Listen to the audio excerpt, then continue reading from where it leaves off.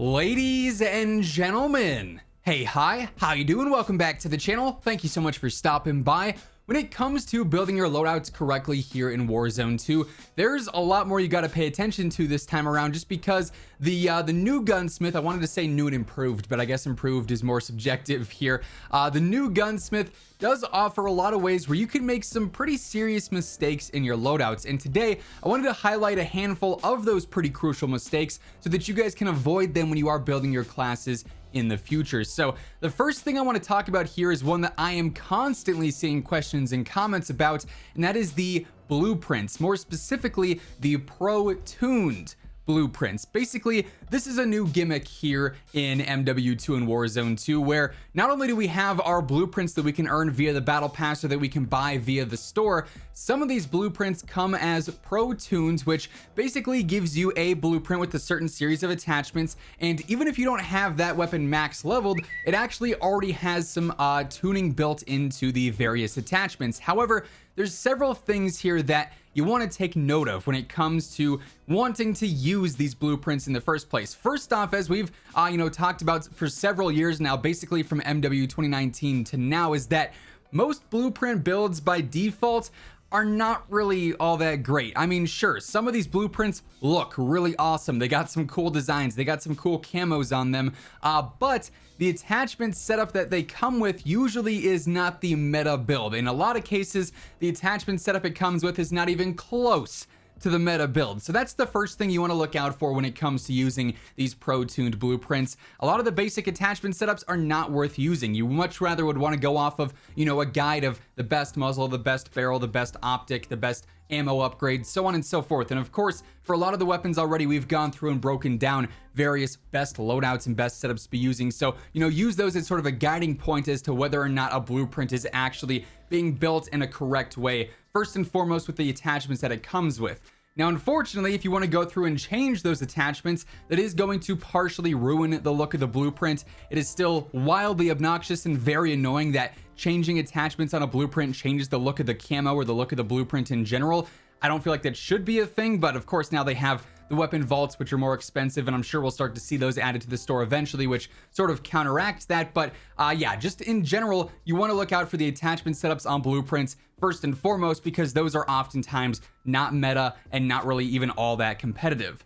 Another thing is the tunes on these setups. And like I said, this is sort of a gimmick to make the gun seem more advanced and more special, but there's a few things here that are very dumb in my opinion. For one, you can't change any of the tunes or the attachments there and keep the tunes on the weapon. If you go to alter anything with a pro-tuned blueprint, it is going to end up removing the tunes. Also, you can't see how these things are tuned to know if it is actually tuned for a better setup or if it's tuned for more of a gimmick. And because we don't have the exact stat values, it makes these blueprints very ambiguous, if you will. So big mistake number one is trusting these blueprints with the attachment setups, but more so trusting the pro-tuned blueprints as actual meta builds or correctly tuned builds, when in reality we just don't know if they are. And like I said, they're very gimmicky, and I would not recommend using pro-tuned blueprints. If you want to buy a blueprint, if you like the look of a gun, go for it, but you're probably going to have to change the setup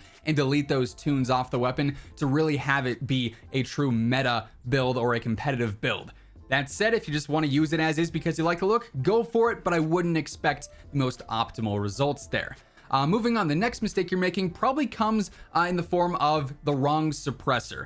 This game is very strange when it comes to the pros and cons of various attachments. As I'm sure you start to level up through your guns more and get more things unlocked and more universal attachments unlocked, you'll come to realize that a lot of these attachments say they do the same thing, plus recoil smoothness, plus velocity, plus damage, plus this, that, and whatever else, minus this, that, and whatever else. There's a lot of ones that have very similar stats, and the only thing that changes is the stat bar. And keep in mind, those stat bars are not accurate, and you should not make attachment selections based off of how much one of those stat bars moves in any given direction.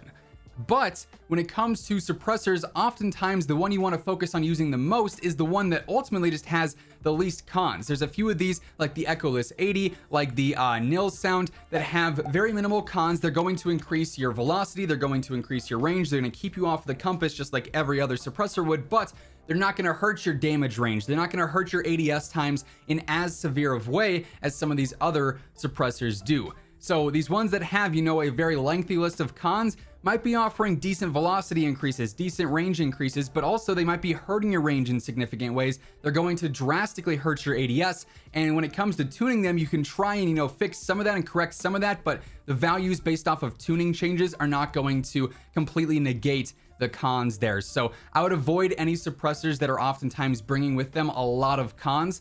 Those heavier suppressors, if you will, most of the time will not end up being worth it. By the way, as we are breaking this all down, if you guys are new to the channel, or if you're a part of that 60% of viewers who have not already subscribed, every day I got you covered with the latest news and updates, so you're always up to date with everything going on between MW2, Warzone 2, and DMZ, but also the best class setups, loadouts, and tips to help you guys improve at each game as well. So if you want to stay up to date with all that stuff, feel free to hit that subscribe button, join us on the road to 900,000 subscribers. And if you guys enjoy this video, or if you find it helpful, let me know by dropping a like on it as well. Let's try and aim for 3,000 likes. Really do appreciate all the support on the videos as of late. Y'all have been crushing it every single day, so much love for that. Speaking of tuning, we've talked about this already several times throughout the video, but tuning incorrectly is another massive mistake that a lot of players are making right now. We've talked about it in depth in its own separate video last week, so feel free to go and check that one out if you haven't yet. But when it comes to tuning, things are not linear when you're going up and down and left and right. Meaning if you go all the way up, that doesn't mean you're getting the most recoil out of that. If you go all the way right, that doesn't mean you're getting the best range out of that. Every single attachment has a different sweet spot, if you will, that you have to pay attention to on the graph, because at a certain point, it's going to stop increasing and start decreasing more from a different stat category. Like for velocity, it's going to start hurting, you know, the accuracy, or for recoil, it's going to start hurting the range more. So you really have to pay attention to these certain points on the graph where you start to see things move inwards more and hurting the stats, and where they stop drastically moving outwards. Sometimes it can be all the way to the right or all the way down. Sometimes it can be 3/4. Sometimes it can be 1/4. It just depends on the attachment there. So you really have to pay attention to that, you know, chart that's there and how the stats are changing as you're tuning a weapon. And then the final mistake I want to focus on here is just not using your resources correctly. This year, finally, with MW2 and Warzone 2, we have the firing range, which gives us the ability to go in and test our builds. You can test the recoil, you can test the damage on the dummies, although for what it's worth, the dummies that are in the firing range don't really super accurately reflect a Warzone TTK, so I wouldn't necessarily go off of that for pure damage, but more so for target practice and looking at range, looking at recoil, so on and so forth there. But using the firing range is key. It can help you in so many ways when it comes to learning a weapon's general recoil pattern and where you can, for the most part, expect it to go. Tuning your different sights and how far out you want the optic to be placed in that tuning. All sorts of stuff like that.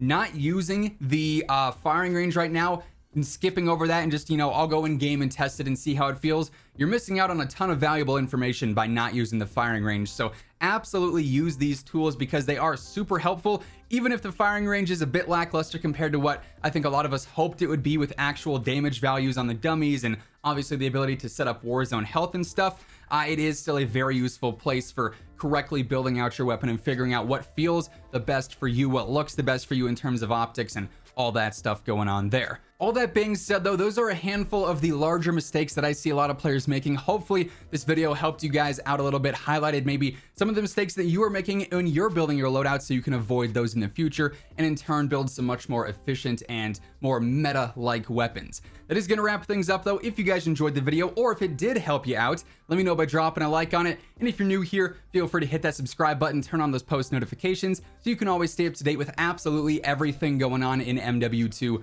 Warzone 2, and DMZ. And as always, if you want to check out any of my partners, be sure to use code IMMORTAL for a spicy discount on all Scuff, G Fuel, Gamer Advantage, and Control Freak products, and the links for all those can be found down in the description below. But once again, thank you so much for tuning in, and until next time, take it easy, have an awesome rest of your day, and I'll catch you guys later. Peace out.